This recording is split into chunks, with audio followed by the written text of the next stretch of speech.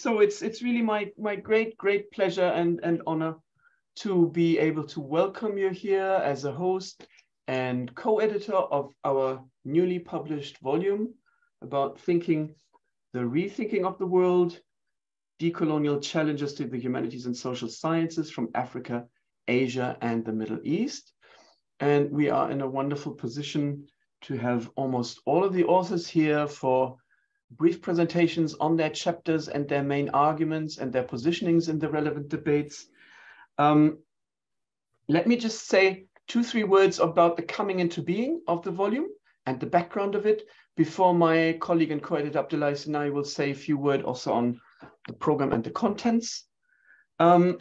So in a way, this current volume is the first published outcome of efforts that we have set into being here from late 2018, when we started with the organization of a discussion group from different regional studies and disciplinary perspectives about the challenges of bringing in theory and theorizing from the South into our disciplines, and also drawing from the intellectual traditions of different regions and their languages. In the following year, we had the lecture series at the ZMO in collaboration with colleagues from Humboldt University and Freie University of Berlin, where actually several of our speakers today and authors of the volume were present and giving the first version of their papers. And we, in the same year also, we launched the Berlin Southern Theory lecture series here between ZMO and the Free University Social and Cultural Anthropology Department at the Ethnological Museum. And we were able to extend the group activities with colleagues from our international network, basically our authors here, but also further colleagues, academic colleagues with whom we've collaborated sometimes for many years already. The idea thus, and the product that we see today here is an outcome of an ongoing process where I think we can say that what we're trying to clarify is the basics about sort of the main challenges, the main questions to be addressed when talking about issues and obstacles of the ongoing dominance of Eurocentrism in our disciplines, but also about sort of concrete aspects, building sites, and projects about how to be able to overcome that with, in every case, also different backgrounds of a disciplinary kind, of a regional kind, and of personal kinds. Yeah.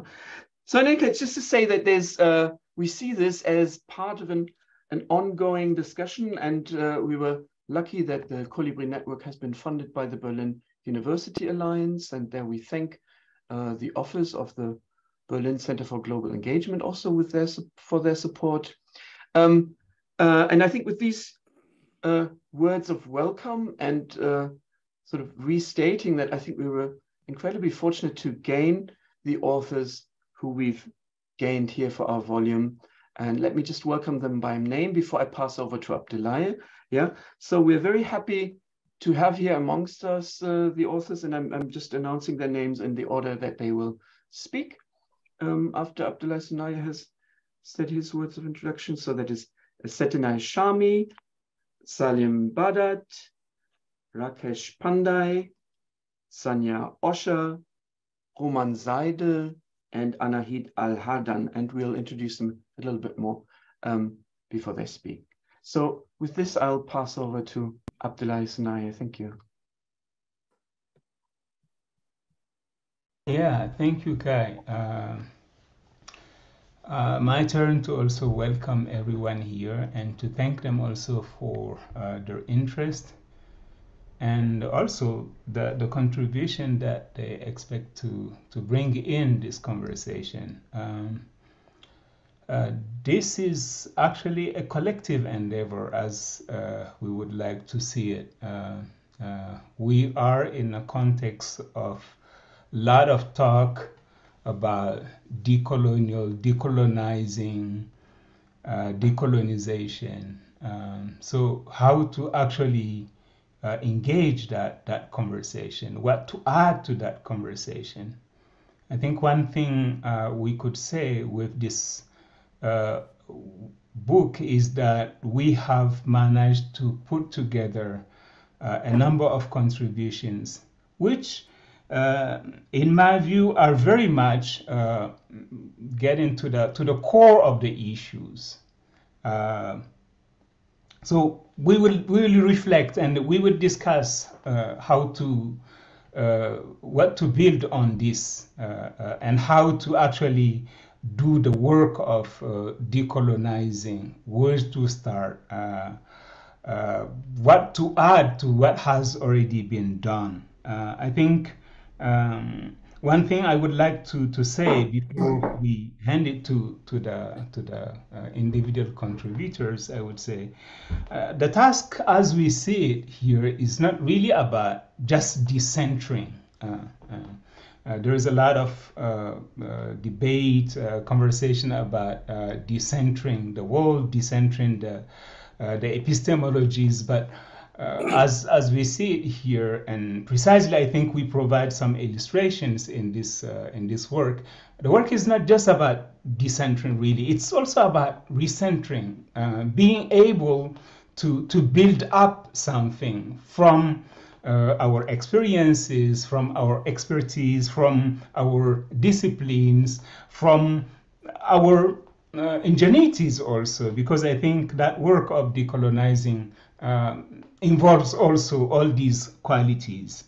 Talking actually about qualities and skills, what do we need in terms of skills to be able to do more than decentering and recentering, as I said, and some of our contributors also have pointed to that. What are the skills that we need today to be able to do proper decolonized academia, if I can put it that way?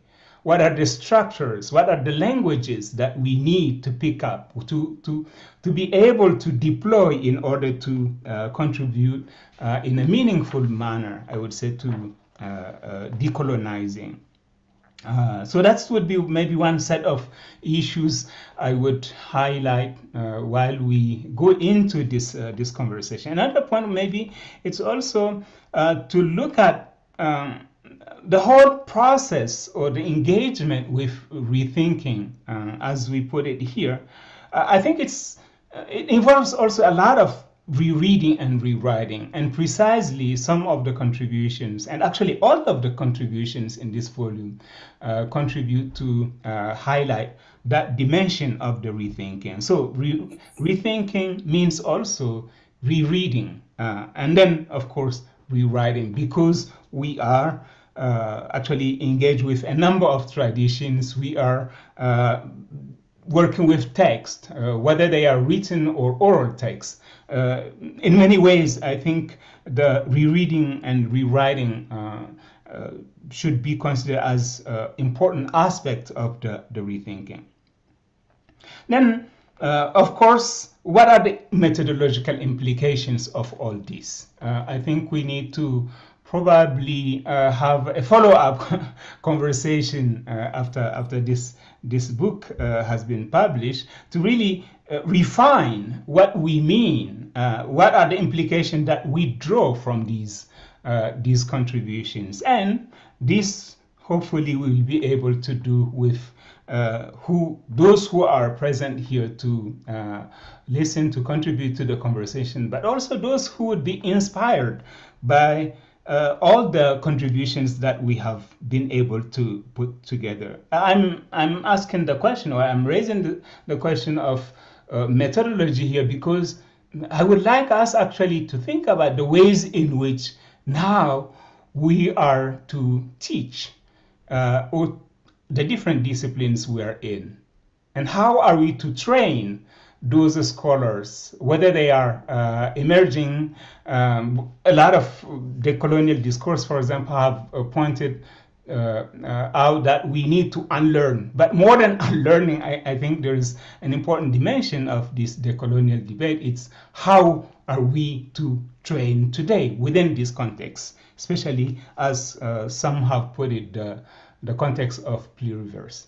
Perhaps I could keep it here and then maybe get back to some of the issues I would like to see us also deal with in this presentation. For now, maybe I would, if Kai agrees, I could just go into introducing the first speaker. And the first speaker is going to be Seteney Shami. She has been founding director general of the Arab Council for the Social Sciences since 2012. She's an anthropologist from Jordan and has done field work in Jordan, Egypt, Turkey, and the North Caucasus. In 1999, she joined the Social Science Research Council in New York as a program director for the programs on the Middle East and North Africa and Eurasia. She also developed the Inter-Asia Partnership Program hosted by the SSRC until 2021 and currently hosted by the ACSS. Her latest book is See in the World. Again, the word comes back here. How U.S. universities make knowledge in a global era. Co-authored with Michelle Stephens and Cynthia Miller-Idris, 2018. On this note, I would like to give the floor to Seteney Shami for 5 or 6 minutes of introductory comment on her chapter. Thank you very much. Can you hear me clearly? Do I need to come closer? Or... A bit closer, a bit louder. Okay, better? Yeah. Yeah, okay. Thank you so much, Kai and Abdoulaye. Since I'm going first, let me thank you for the whole process, actually, and not just the book, which is one manifestation of a longer enterprise. It's really been a wonderful experience, and I really appreciated the very close reading by the reviewers, the anonymous reviewers. They sent back really good comments, which pushed, at least in my case, pushed my thinking forward. And I also think it's wonderful that the book is open access. This is really good. Especially for scholars from our region who do not, even if they're at universities, often do not have access to libraries and depositories and things like that. So thank you for all of that. So I thought I'd pick a few ideas from my chapter, and obviously if there are questions or if the discussion takes us in other directions, I'm happy to elaborate or to discuss other issues that I brought up in my chapter. So in the chapter, I tried to take up the challenge of thinking from the South, very specifically from my location in Beirut, Lebanon, reflecting that this location is simultaneously part of the Arab region, the Middle East, the Mediterranean, the Levant, West Asia, etc., and therefore participates in very different geographical and overlapping frames. I was interested particularly, and I think this is the main point of my chapter, of what does the shift from the notion of East to the notion of South, what are the implications of such a shift for knowledge production and for intellectual endeavors from this part of the world. So obviously, as Kai and Abdoulaye elaborate in the introduction, and many of the authors elaborate in their chapters, many authors have written about the notion of South as transcending geography and emphasizing instead South as an object of colonial power, South as a position in post-colonial discourses, the South as a structural location in the global production of knowledge, South as a political project, and so on. The point I wanted to raise in the essay was that East is also all of these things and has been for several hundred years. And so again, what does this shift from thinking about this part of the world as East, the shift to thinking about it as South, what does that imply? What does it open up? What does it close off? So for so long, this part of the world was the East and the focus of Orientalist scholarship, and thus the long trajectory of colonial, anti-colonial, post-colonial debates have been framed in terms of East and West. This binary is imbricated tightly into the social sciences and humanities and in research in the region as well as research on the region. And it's also very much part of other ways, not only of social science and humanities research, but also other ways of forging public identities and debates through art, literature, media, and so on. So my question was how the shift from thinking of this geographic and intellectual location as East to South impacts the kinds of questions scholars ask, the kinds of geographical and historical connections and disjunctures that they explore, the kinds of comparisons that make sense, and the kinds of solidarities and futures across borders that they can envision. I wanted to show that such a shift can be wrenching for long-standing narratives about civilization, identity, the nation, the past, and the present. In addition, thinking of this region as part of the South is quite recent, and such discourses at the moment are still restricted to small circles of scholars and resisted by many others. As Kai and Abdoulaye say in their introduction, academics in the South are often operating through multiple vocabularies, systems of meanings, and epistemologies. So my chapter was an attempt to explore some of these multiplicities and their implications for the Arab region. I therefore focused on the contradictions and openings afforded by a shift from Arab world to West Asia. So Arab world standing for East and West Asia standing for South in this framework. I would like to make clear that I'm not arguing that this is a change of nomenclature or optic that I'm advocating for as somehow being more organic or even more compelling.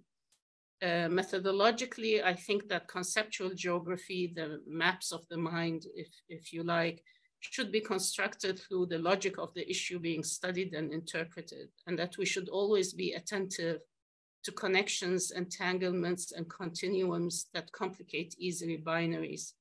What I tried to show in this essay was how the shift from Arab world to West Asia drastically reconfigures the past, present, and future of this area and its peoples.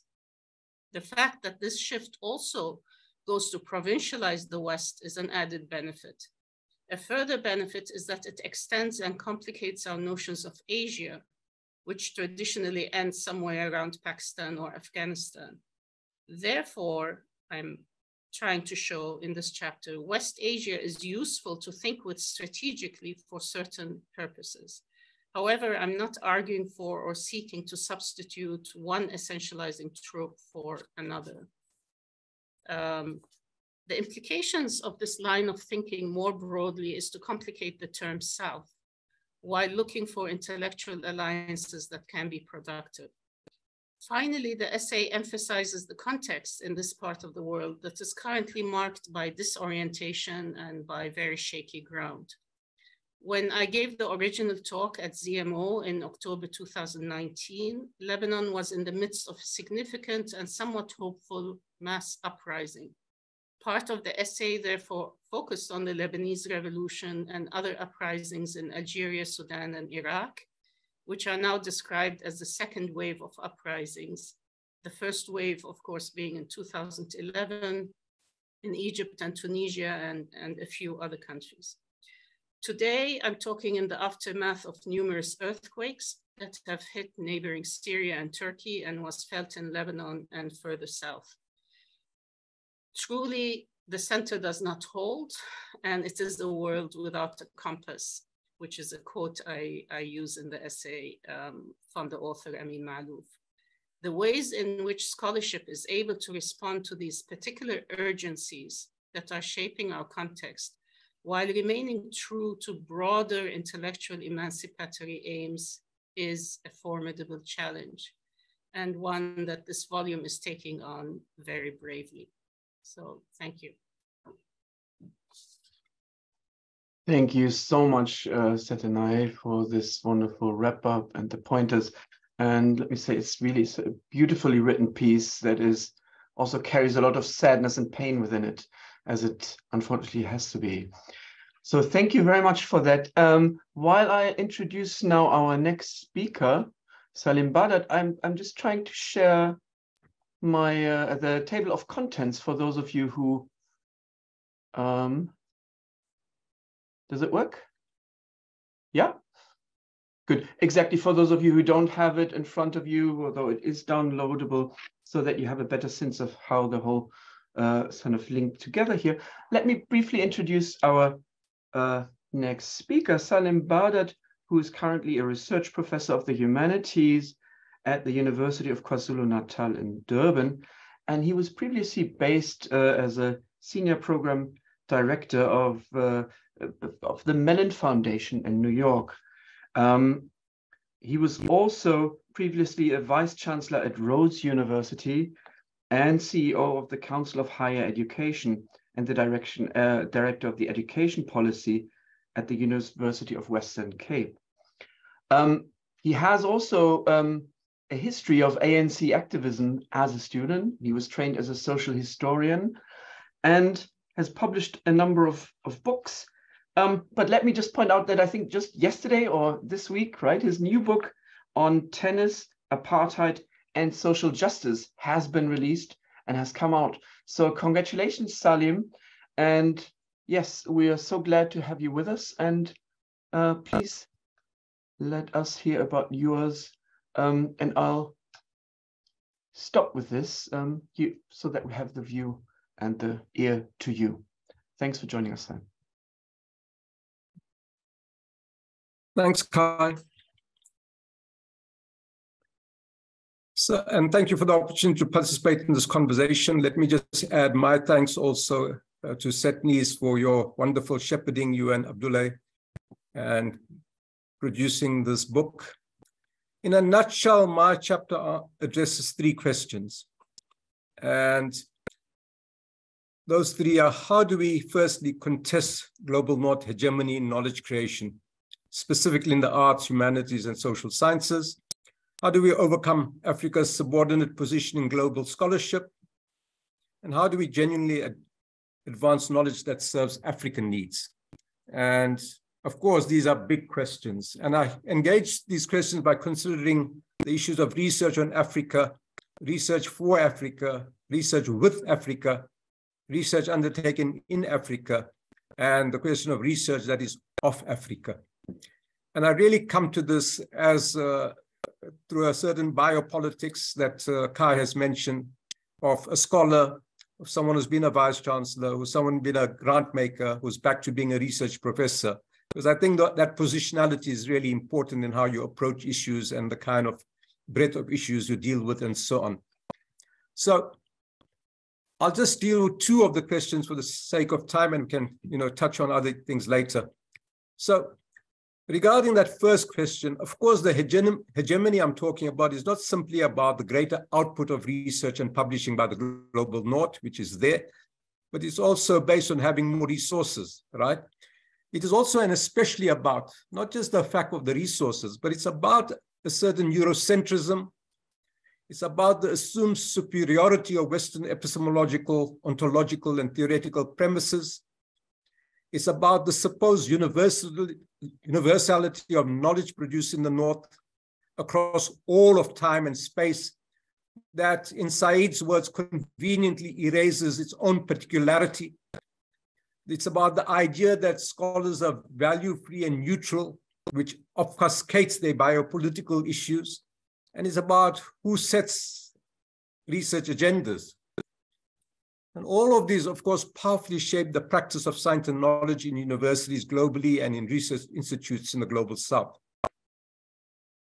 However, we know that this claim to universality that European institutions and scholars often make is of course sustained through the exercise of material power in the world, and the way in which those relations of power underpin both knowledge as well as the possibilities of its production. And it's also based on understanding that the epistemic dependency of countries in the global south of their scholars and intellectuals is not an original state, but is a product of colonial subjugation and unequal relations over centuries. I'm often reminding people that the so-called dark ages that we learned about in our history at school was the dark ages in a place called Europe, which actually didn't exist then. But it was not dark ages in Andalusia and other parts of the world. Of course, these unequal social relations shape who produces knowledge, whose and what knowledges are valued, privileged, and subordinated, in what languages knowledge is produced, who has voice and who does not have voice, who publishes and who is not publishing. And Kai mentioned my new book, Tennis, Apartheid and Social Justice, which is being launched tomorrow. That's a book precisely about bringing to the fore voices that have been ignored, that have been silenced, that have been marginalized, people who have never been recognized, who have not had any reparations paid to them, who have had no restitution.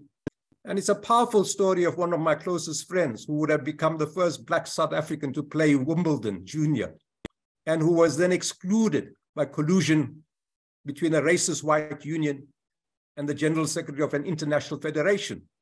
So as we go into Wimbledon, and there will be a book launch in London, we will be asking the question whether Wimbledon has an apology to make, given how profusely they speak today about inclusion and diversity. So these things are not just about the past, this is about the present, and about the hurt and the damage and the lack of restitution, reparations, and so on. And my own view, coming from a certain political background, is that it's only struggles of various kinds on many fronts in diverse places and spaces, and on the part of numerous actors that can corrode and undo global North hegemony and liberate scholarship from old, tired, and pernicious orthodoxies. Because these old, tired, and pernicious orthodoxies impede knowledge making.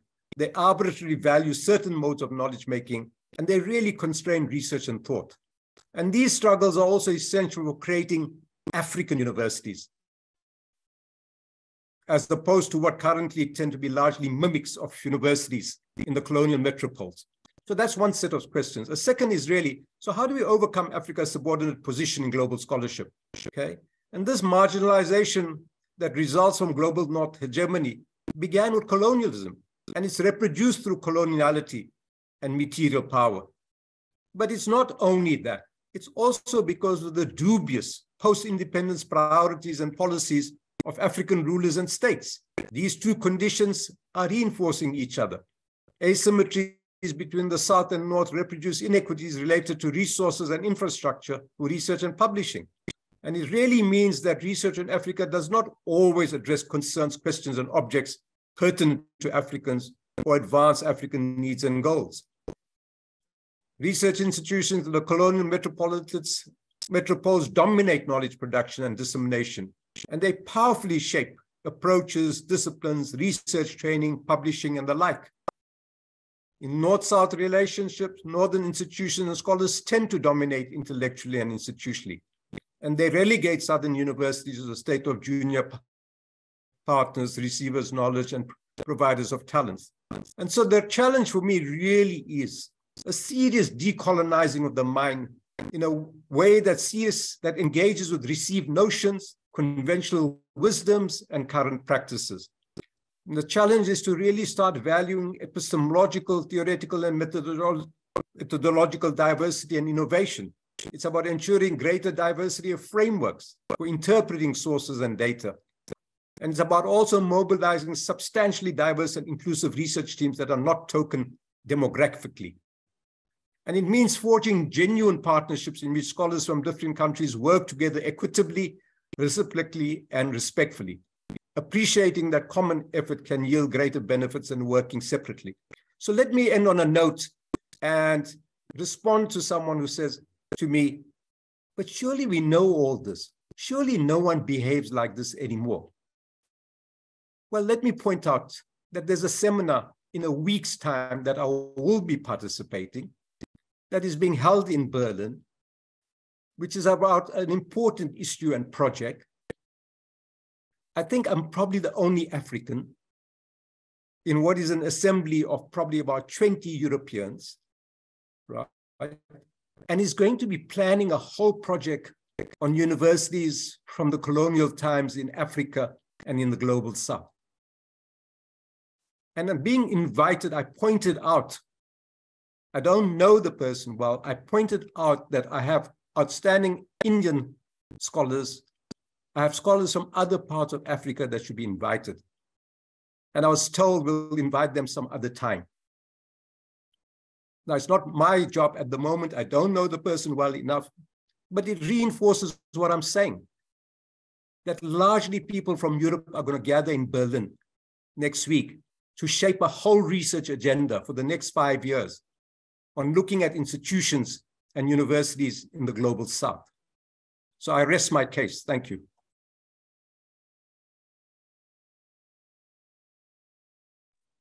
Yeah, thank you, Saleem. Something to follow up on, definitely. Yeah. Okay. Now let me introduce our contributor Rakesh Pandey. The title of his contribution is "The Purva Pashka of Modern Indian Thought: Plurality of Universals and Humanistic Knowledge." Rakesh is a fellow at the Center for the Study of Developing Societies in Delhi. He obtained his doctoral degree in intellectual history from the School of Oriental and African Studies, the University of London. He has previously taught modern history at the University of Hyderabad in India.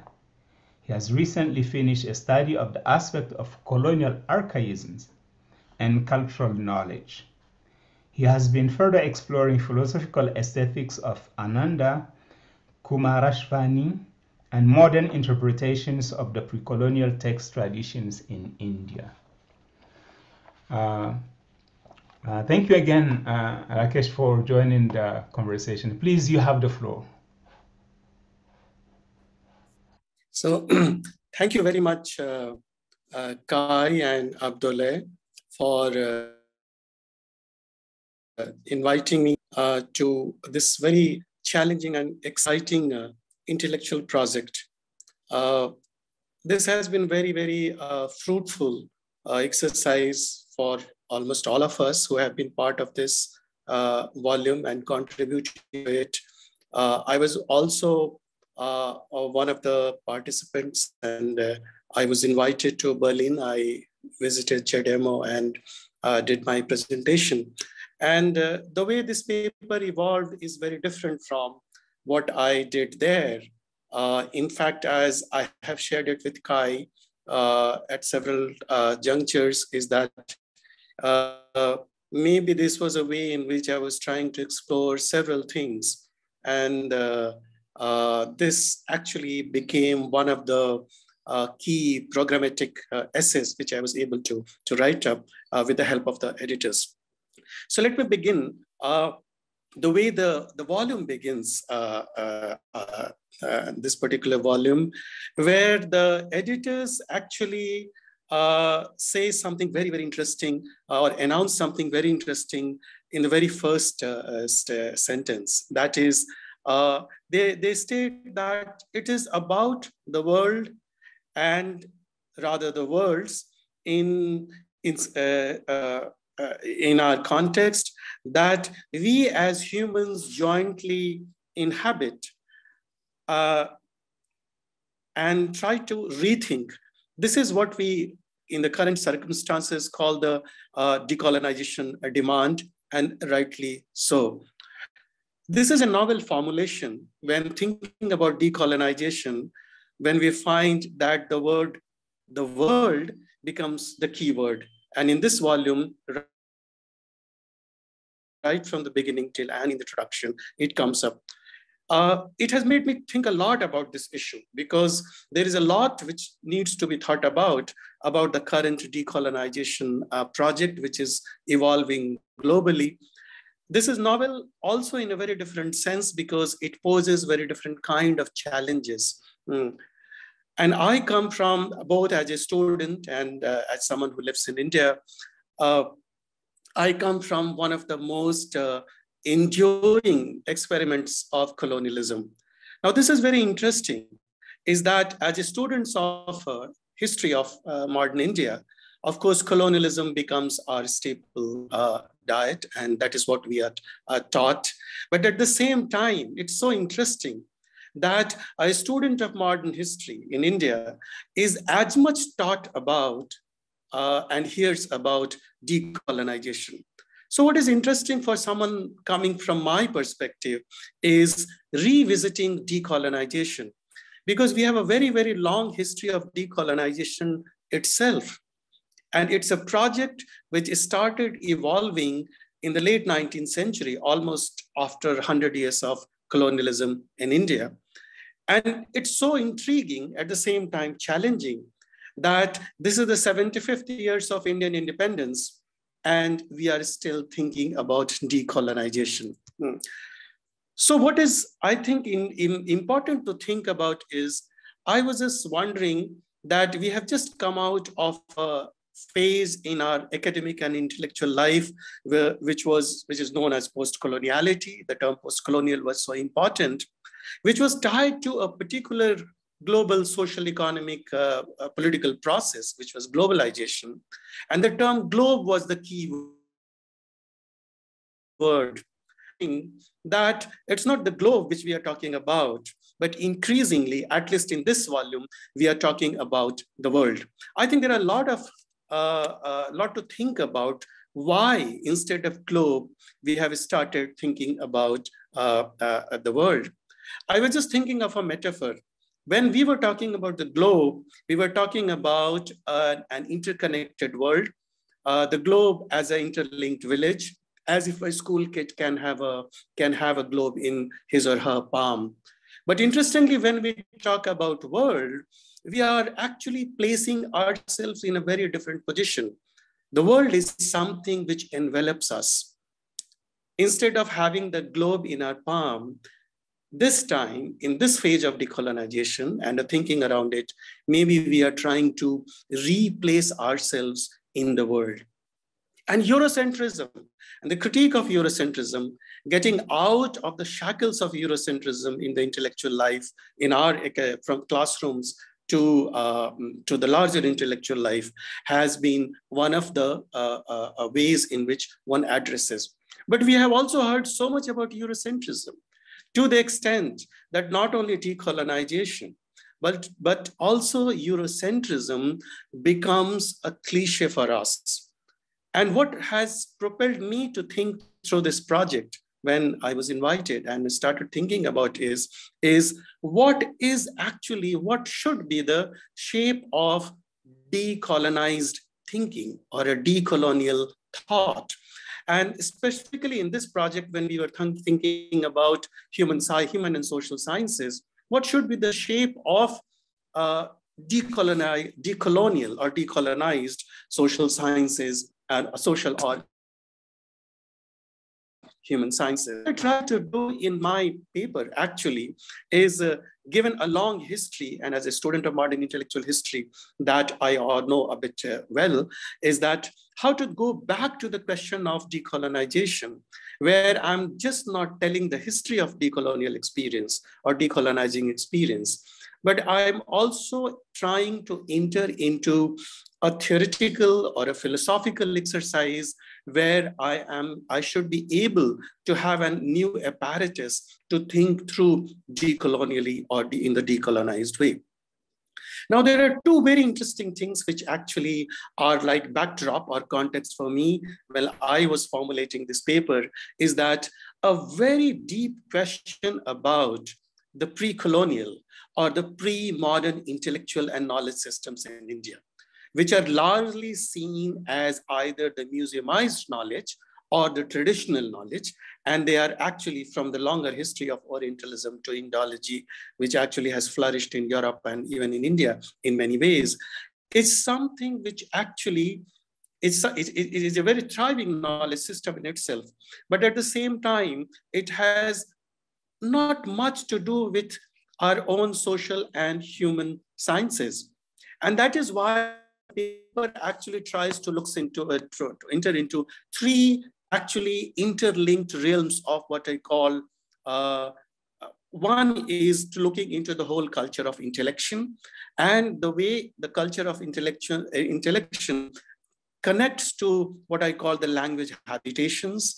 And thirdly, then what are the ways in which one can actually think of a new social imaginary through the processes of world making.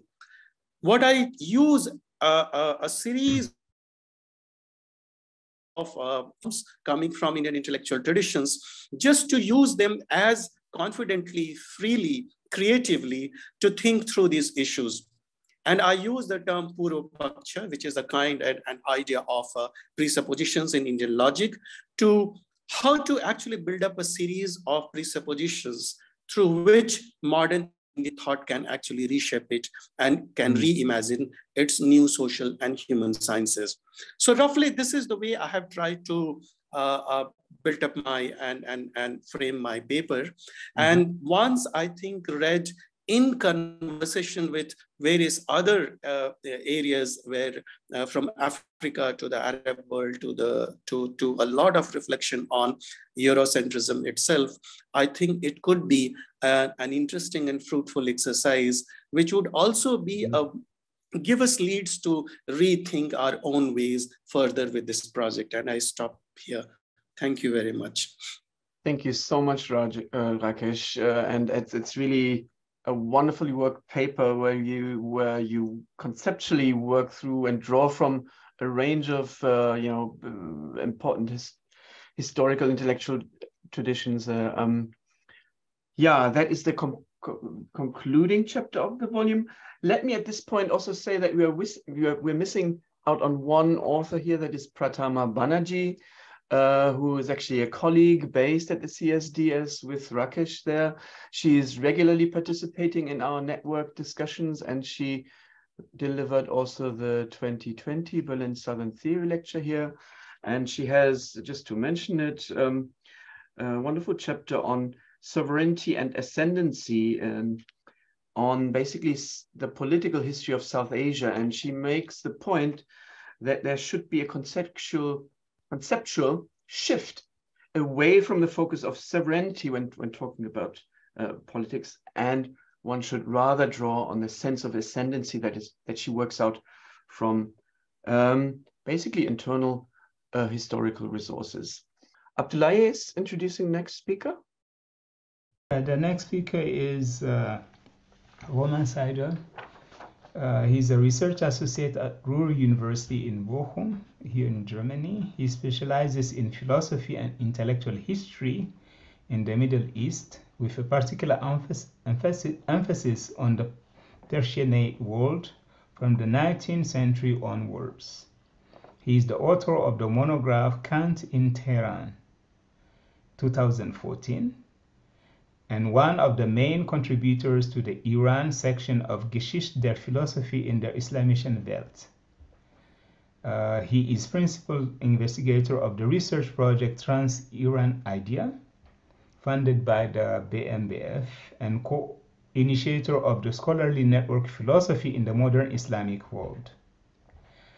Thank you again, Roman, for making the time and then really joining the conversation. Please, you have the floor for 5-6 minutes.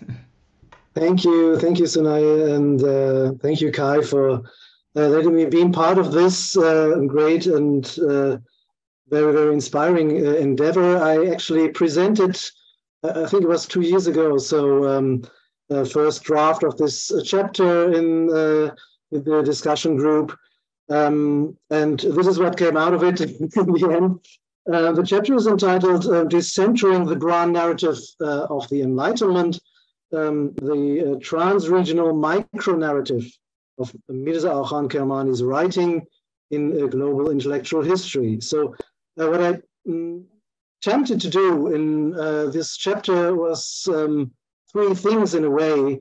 For one thing, so it's in a way about narratives. It's about the issue of enlightenment. So I wanted to, in a way, ask how might we conceptualize enlightenment from a decolonial perspective, and how might we decenter then this grand narrative of the Enlightenment by way of focusing on networks of interrelated, as I call them, trans-regional micro-narratives of intellectual history.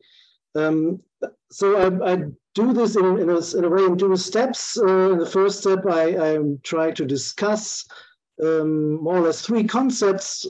First of all, of course, enlightenment in a way, or what the grand narrative of enlightenment might be.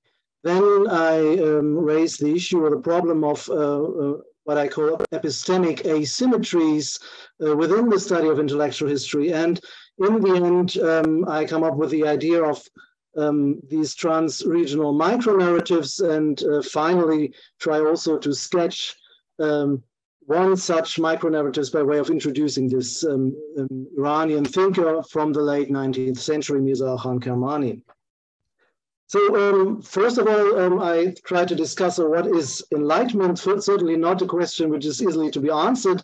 In the context of decolonial discussions, of course, one first of all might ask, is this not a concept or an idea which is so very much loaded with an Eurocentric perspective that we should rather discard of it, right? Leave it as it is and come up with other things.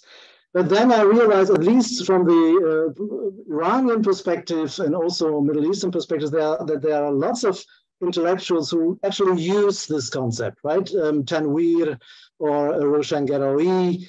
So hence I tried to take them serious and then try to rethink the idea of the Enlightenment, or the Enlightenment as a phenomenon.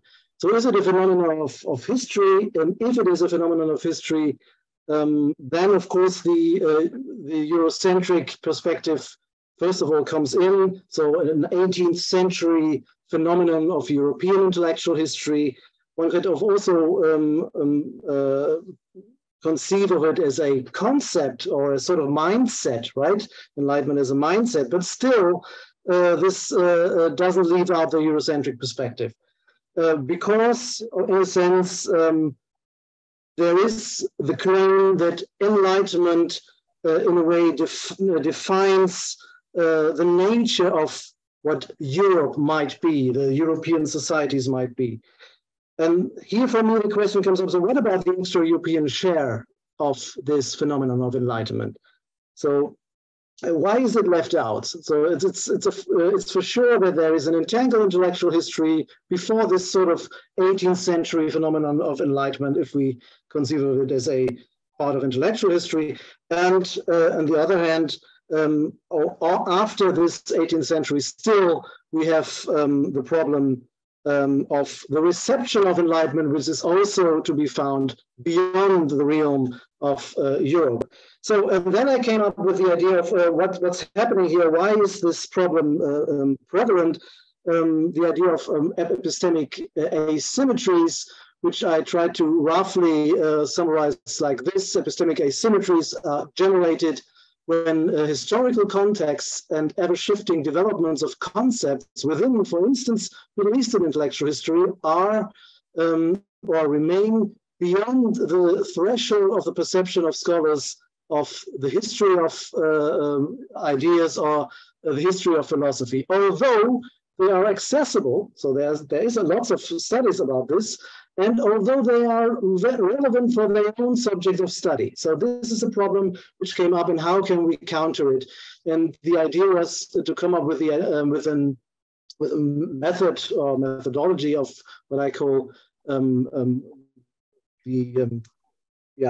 micro or trans-regional micro-narratives, which is a way to focus on a particular thinker and zooming into his particular discussion context, and then zooming out and try to show how this relates to the broader picture of, for instance, enlightenment. And then this might be a way of providing means for a decentered intellectual history of the Enlightenment. So I won't have the time now to go into how I did this and who actually this Iranian thinker was, but this one can look up in the volume, or perhaps later on I can add something to that. Thank you. Thank you very much, Roman. Great. Without any further ado, I'll introduce our final speaker, Anaheed Al-Hardan. Great that you're with us, Anaheed. Welcome. Anaheed is an associate professor of sociology at Howard University in the US. She's also the principal investigator on the Mellon-funded research program Afro-Asian Futures Past, which also has a link to the Berlin-Brandenburg Academy here, right? Or is that a different or related project? She's been affiliated here with ZMO for the past 2 years of her research, and she is the author of the monograph Palestinians in Syria, Nakba Memories of Shattered Communities, published in 2016. Anaheed, great that we have you, and the last 6 minutes here, concluding the discussion, is yours. Thank you. Thank you, Kai, and thank you, Abdoulaye, and thank you to my colleagues and to everyone in attendance. Thank you for putting together the volume, for organizing this talk, and for continuing our conversations and the thinkers from the South group at the ZMO. So I'm going to be very brief. It's been a long hour, and we want to kind of have some kind of discussion. I'll just maybe say a bit about how I came to this chapter. My chapter is really an attempt to rethink the disciplines, right? So my discipline is sociology, so it's an attempt to rethink sociology critically through some of these debates that we heard about. What is the rethinking of a modernist discipline born during the height of imperialism mean for the discipline and its analytic categories like sociology? What happens when a discipline that sees itself as, its fundamental objective analysis is modernity? What happens when we begin to understand as modernity being fundamentally colonial? How can we think through some of these issues in sociology? What has the decolonization discourse that kind of begins or accelerates, I should say, with the kind of events in South Africa in 2015 and Britain? What happens to that when it enters sociology? How do sociologists begin to think critically about that? I also look at recent debates that have happened in the reconsideration of the canon. Sociology as a discipline has a very strong disciplinary identity. We have a holy trinity. So what happens when we kind of, reconsider that? So we've had colleagues who've been arguing for years that we should take Ibn Khaldun seriously, a sociologist. More recently, Du Bois, who's actually was a peer of Weber. No one really talks about him as a peer. Some people have mistakenly said he came to Berlin to be a student of Weber. Actually, they both studied together. What happens when these kind of, when we consider who's a sociologist and who's canonical to the discipline? And I also looked at different kind of trends within sociology in terms of calls for autonomous knowledges to be produced independent from the states. This whole notion of Southern theory as being articulated something different. What does it mean when theory is Southern, when we underpin knowledge geographically rather than conceptually? What do we gain and lose? And I also looked at recent attempts to bring post-colonial discourse as developed in the humanities to sociology, to the discipline, to the social sciences. And finally, I looked at this idea of, well, what happens when sociology begins to consider global South societies? Because, sociologists often study North American, European societies because the way they have societies, right? And the rest of the world has culture, and we send anthropologists to study the rest of the world. So the reason, what brought me to this chapter and what brought me to kind of consider these issues from a disciplinary point of view is precisely to kind of try to, if you like, think critically about our pigeoning in area studies, people who are concerned with Africa, Asia, and South America, to really bring this conversation to the heart of disciplinary knowledge.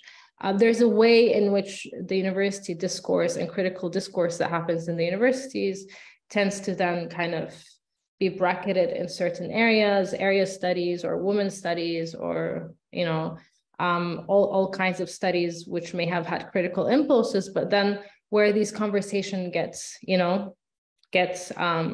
bracketed and put to the side. And so the idea really with this chapter was to think that, what happens when we bring some of these questions coming out of, debates from scholars working on Africa and Asia and South America to the discipline. And really kind of one of the main arguments that I make in this chapter is that, for me, I think that the importance of these debates, and I heard this echoed by some of my colleagues at the very beginning. I think it's, and also in the introduction of the editors, what is to kind of engage in a process of the construction of and indeed, as some of my colleagues have said that they have done in this book, to engage in the process of the construction of knowledge, to move away from this impulse to just deconstruct, which is important and which has been done, and and which we have all been engaged in people who work on the formerly colonized world. But the point is that, okay, now that we've done this deconstruction, now that we've brought these kind of critical discourses to area studies or to our disciplines, how do we move forward? And here I propose to move forward conceptually and analytically to look for theorists whose political positions and opinions, whose political positions and theories, were kind of formulated in opposition to empire colonialism. So to kind of try to move away from purely the question of geography, which I don't deny is important. Of course, it's important. We are formed in universes of discourse and traditions and languages, but that's also not enough, right? There is much more going on in the world, and not all theorists in the formerly colonized world necessarily are critical of colonialism, just as not all theorists in imperial centers are imperialists, just to kind of break it down a bit in a simple way. So the idea, really, the argument is that if we try to define, if we are to construct rather than deconstruct, because we've been deconstructing for quite a long time, what happens when we try to locate theory through political positions, and to look at these kind of traditions of thought, which are necessarily transnational, not easy to kind of locate in one place or the other, and which were premised on being fundamentally opposed to colonialism and imperialism, which really this chapter argues has been central to modern knowledge, and portrays it through sociology as a discipline, as a modernist discipline in particular. And I think this is my 5 minutes, and being the last speaker, I have the obligation to not take more. So I'll open it now to a discussion so we can talk for 15 minutes at least. Great, thank you very much. Yeah, Abdoulaye, we just had a rough, I think Abdoulaye and I will now look at which kind of fingers up. I mean, I think what we've seen here is really a spectrum, right, of positions. You've seen how people come in from different angles and emphases here. Lastly, the disciplines. Anyway, we've all been here, so I don't need to summarize yet again. So I would just like to ask all of those who've listened thus far and been quiet to either raise, best probably raise their electronic fingers and hands, and Abdoulaye and I will identify questions and comments. and we'll put them forward. Of course, for it would be great if you ask questions that would maybe touch on more than one speaker, because this going yeah, it would be for the vivacity or for the impact of the question would be quite useful. But yeah, that is one suggestion. I was kind of hoping or kind of thinking that maybe now there'd be a wave of hands. But this is not the case. Maybe just take a minute maybe to digest. After all, there was quite a lot to digest.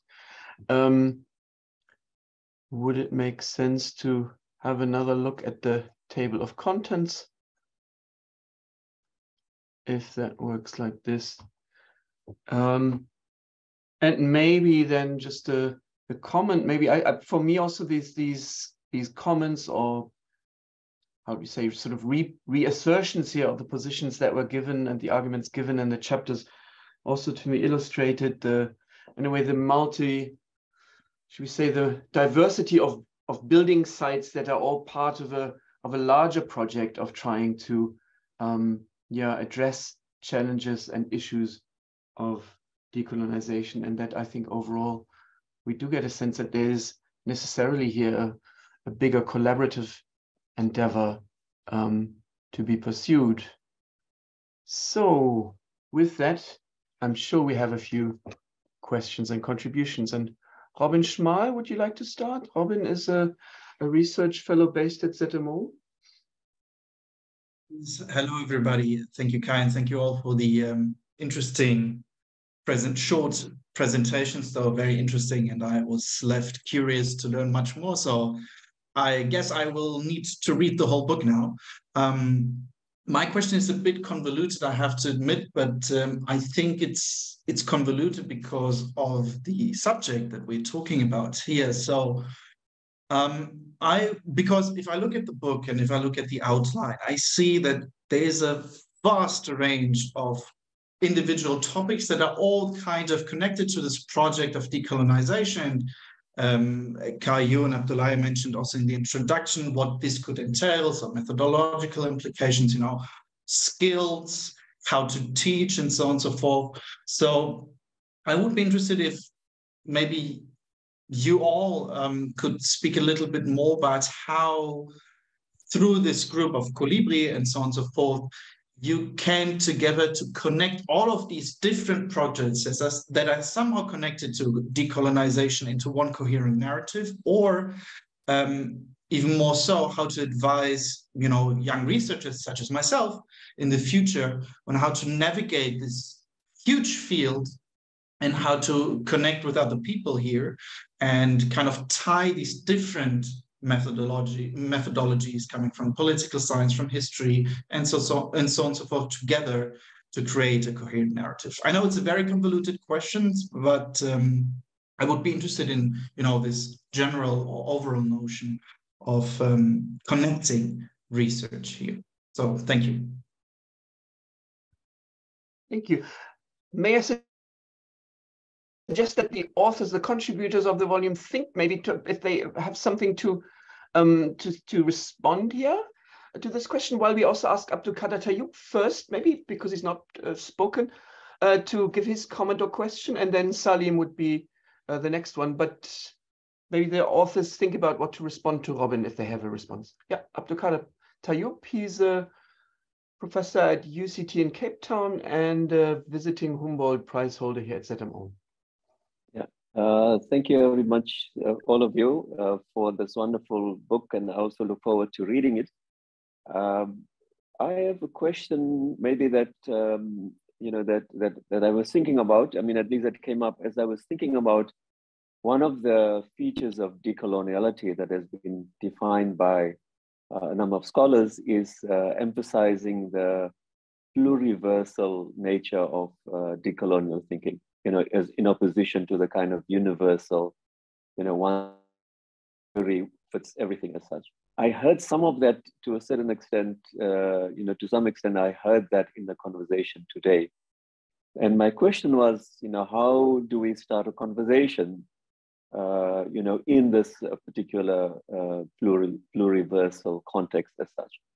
How do we set up, how do we think about perhaps a certain, do we do it through a certain set of questions, or do we do it through a kind of disciplinary networks as such? While we celebrate diversity, and we heard the diversity, even in this short reflections, I think the challenge would be to how do you, sustain a conversation that actually puts forward, or at least develops certain kinds of questions or certain kinds of developments as such. My second question briefly would be, something about the economy I feel is perhaps needs a bit more attention. But that's probably because my own interest more recently on moral economies. But I think that by speaking about knowledge and about questions of identities or questions about the world, perhaps we need to still think about the dominant economy that is very much singular, that it continues to make this world in a very singular way. So any reflections on that would be useful, either now or going into the future. Thank you so much. Thank you. So I would maybe suggest that we that among the speakers, people would respond also, maybe also to up to Kader's question. And since Saleem had his hand up already anyways, I'm going to call up Saleem first. And you can also maybe give the comment and question. But yeah, and then please indicate Anaheed, Roman, Sanya, Seteney, if you maybe have a brief response. Or... So Anaheed's contribution, Kai, has provoked a thought in me. And very soon there'll be a book that's being published by Brill on Towards the African University, and I have a chapter in there. And one of the questions I asked there about, in our debates around the decolonial, the transformed university, about epistemology, ontology, centering, decentering, I asked, what will philosophy or sociology or anthropology look like in a decolonial transformed university? But Anaheed is stimulating an even more radical thought, which is, would we have anthropology, sociology, and so forth? Would we maintain those disciplines? Or would we want to rethink, recalibrate those disciplines?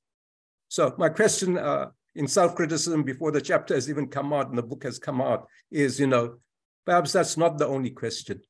Not what will philosophy or anthropology or sociology look like? Will we even have those disciplines? And why? Make the case for them in the decolonial or transformed university. Yeah, thank you also a lot for that thought. But Anaheed, you're still thinking with sociology as a sort of a transformed kind of sociology there. How would you phrase it? Can I jump in, or are we yeah. taking order? So I thank you, Saleem, for your comments, and thank you to everyone for their questions. I just wanted to say two things. First, about the the economy. Yeah, I said political economy immediately, but yeah, of course. I mean, I completely agree with you, Abdul. We can't think questions of knowledge production without political economy, and I think we heard this very strongly. In our first in the presentation about funding, Saleem was talking about funding and questions of funding and what happens, and also in rethinking our knowledge and what counts as knowledge. I mean, the question of political economy is very important, and in terms of like the hierarchization of global knowledge. So political economy needs to be at the center of these conversations. So thanks for raising the question. So yeah, and then on to Saleem's point, yes, I mean, on a certain level, past our training and professionalization, of course, knowledge is knowledge. And if we want to think, beyond these disciplinary constructions, we need to move beyond them. But I think the point I'm trying to that I said about how I got to the chapter is that given the configuration we have, I think we should be weary of being pushed into these area studies, you know, that we can have this conversation away from comfortably, you know, let me, you know, in the place where these exotic people can hang out and talk, you know, and not seep back into what is, you know, the backbone of our universities at the moment. And then maybe in a future world, we won't have these divides anymore, of course. And we can rethink and to push the conversation forward, we can think the university as an institution, right? Especially the private university, and its relationship to the communities it's in, and to the workforce and to the students. And these are all conversations that should be on the table. Yeah, thank you.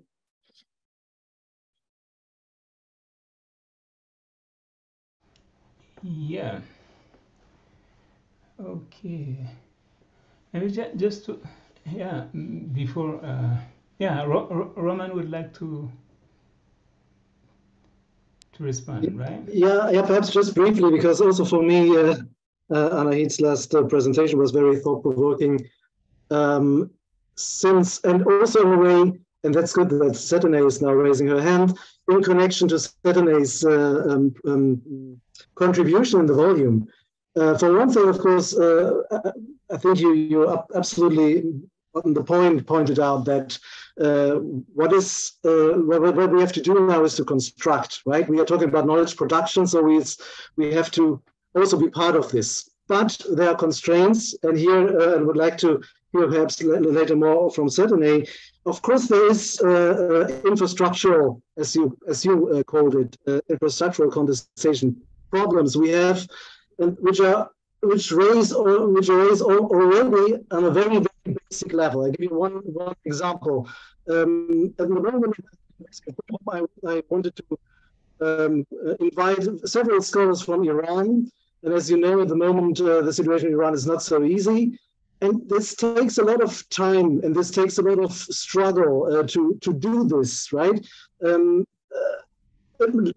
other colleagues, for instance, wouldn't do that because it's much more easy, for instance, to invite someone from the Netherlands or from, I don't know, even the US. It's not an issue of money, but it's an issue of effort.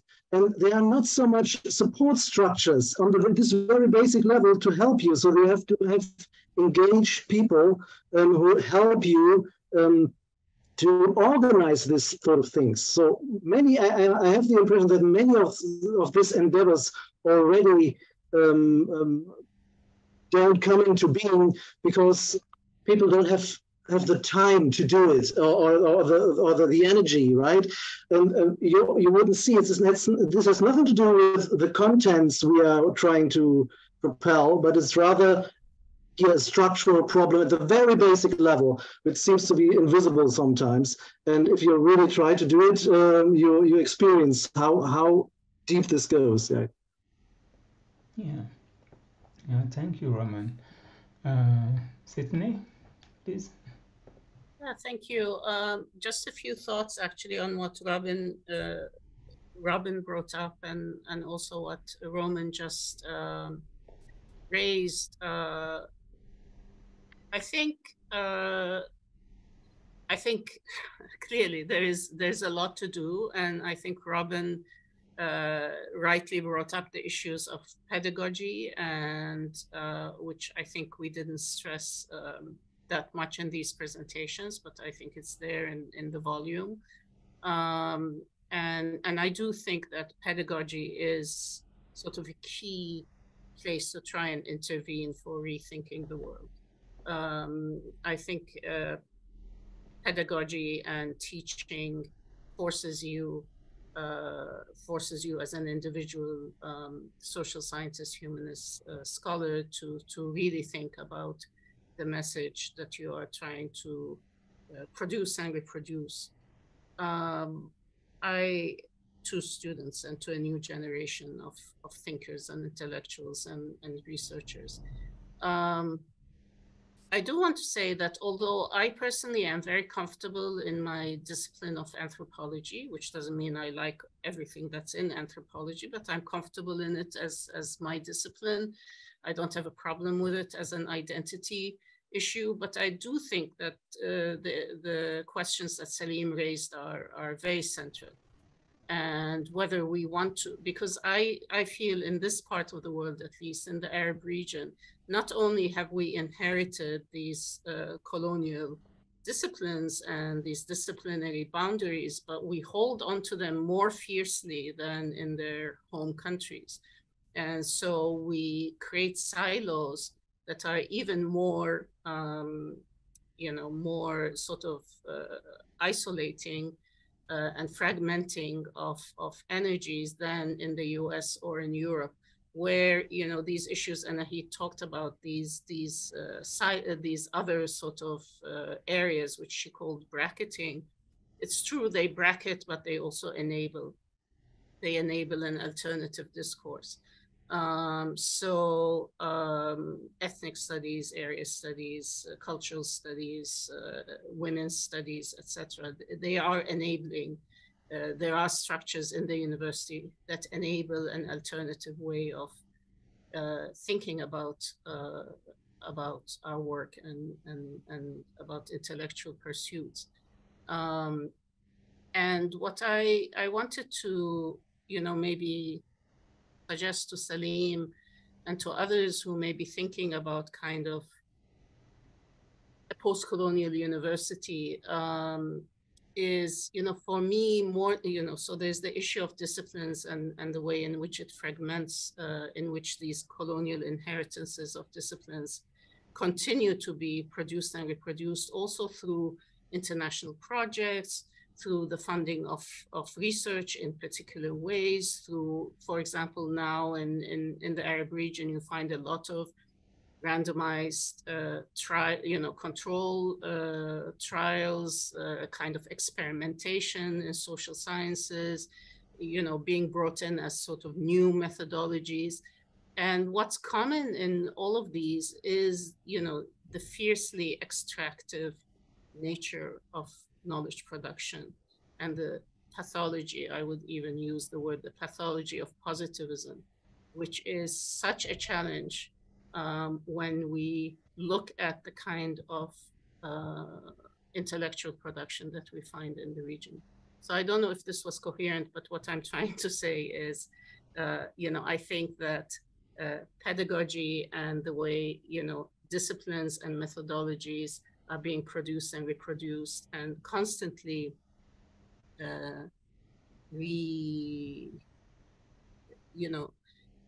sort of invented through international projects and international NGO projects and so on is really a major challenge. And rethinking our institutions and rethinking pedagogy is a good way to sort of enter into this critique. Thank you. It's 6:34. Maybe we can take 5 more minutes to... I think Rakesh had his hand up. Rakesh, you wanted to say something earlier? Rakesh, yeah? Yeah. Hi. Kai? Yeah, please go ahead. Can I just want to add, because we are actually having a very important set of reflections on the volume in some senses, and the kind of questions we are raising for each other to think. I just want to add one thing, is that which I have also, by the end of my chapter, I have hinted at, is that what exactly do we want to do in the name of decolonization or the critique of Eurocentrism, if at all it is going to be some kind of constructive theory or constructive philosophy or some kind of philosophical reconstruction. And I think just 2 points I want to flag. One is dipping into the riches of non-Western thought or non-Western intellectual traditions. It's just not for showing certain labels.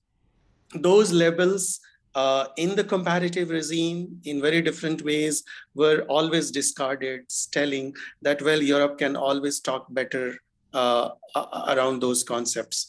But those concepts are just not labels. They are also part of what we are trying to suggest here, is that they are actually, they allow us to to create very different kind of descriptions.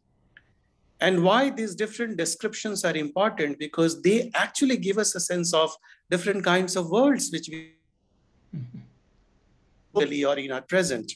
Now, all that leads to a very different way of thinking about, which right in the beginning in this discussion was raised about the question of disciplines. Because these disciplines are certain, these modern disciplines, I'm saying, sociology, anthropology, and all that, the way our academia, the westernized academia is structured, these are disciplines. These disciplines have a certain history, and those histories are, we know about that. Now, what this new exercise of having alternate descriptions, alternate conceptual apparatus to think through, and alternate understanding of the worlds for a new kind of knowledge formation will actually tell us how to reconfigure the idea of discipline itself. After all, the problem, whatever problem we are having with Eurocentrism, it's simply this, is that with all self-criticism, all these disciplines are able to reproduce certain kind of descriptions. And people think that intellectuals who are self-reflexive, students, they all realize that there is a way in which these are actually, there are certain kind of parochialism which is inbuilt into it. So the whole idea of pluralism will actually lead to the critique of not only disciplines as such, but maybe reorganizing those disciplines or reimagining new forms of disciplines. And this is very much on the table. We all know that it's not an easy task given the larger political and economic structure of the world or knowledge world in which we live. But yet with this kind of exercise, somewhere down the line, this is the path which we have to explore in some form. So I just wanted to add this. Thank you. Yeah, thanks a lot. Yeah, Abdoulaye, I suppose it's our part to say the last, give a final statement. Maybe I'll give a first and then hand over to you to close this session completely. I just wanted to, yeah, before thanking everyone, I think Robin Schmal really put his finger on something very important there, and right, and what I mean is also that you're pointing to your question points to this volume of 6 chapters, which is not very many, and how are they unified, right? But I think what mattered to us, at least as editors, and for me also as someone who's been trying to facilitate this conversation, is that we have here selected important case studies or selected important cases where, you know, authors from their respective and very specific, you know, combination of background, disciplines, positionality, have identified, you know, important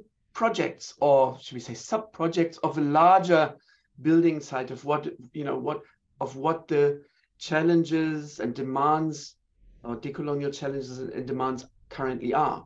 And there are many more.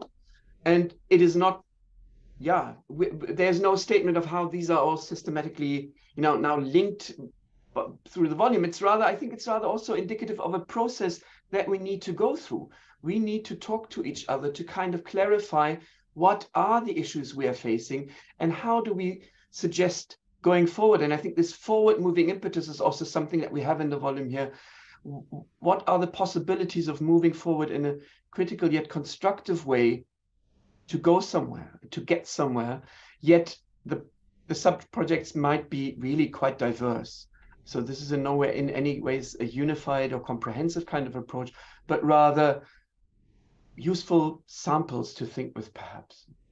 And with that, my great gratitude and thanks again to all the contributors and also to the audience. And I'll pass Abdoulaye for his closing words. Yeah, thank you, Kai. I think we are running out of time, but perhaps something that I would like to add is really a word of thanks to all the contributors for their, what I would call the intellectual generosity, and really their availability, the way they have put effort into writing, contributing to this conversation.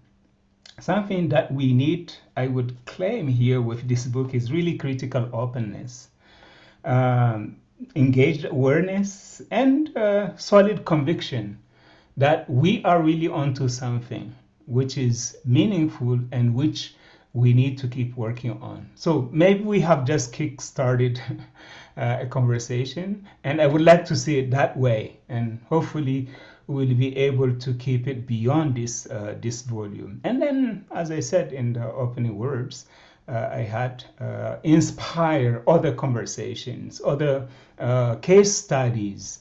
I don't want us to claim a model of doing decolonial or decolonizing, but at least we have in many ways provided examples of really engaging those realities, those representations, those conceptual formations that we need to engage, especially within academia.